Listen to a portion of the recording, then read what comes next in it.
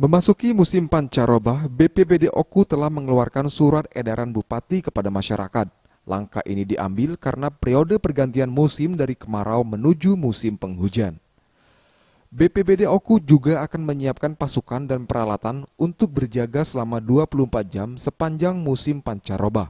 Kepala BPBD Oku Januar Effendi mengatakan, pihaknya akan segera berkoordinasi dengan instansi terkait untuk menertibkan SK status siaga. Setelah dilakukan koordinasi, semua posko banjir dan tanah longsor akan diaktifkan mulai dari tingkat kecamatan hingga desa. Ke musim penghujan, karena intensitas hujan sudah cukup masif, sudah cukup rutin, maka kita sudah masuk ke cuaca penghujan.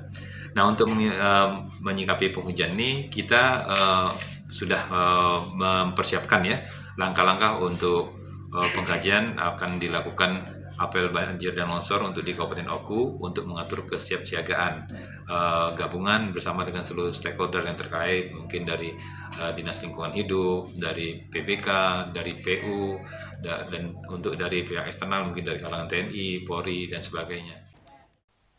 Kepala BPBD Oku menghimbau agar warga tetap waspada sehingga dapat menghindari potensi bencana banjir dan tanah longsor yang mungkin terjadi.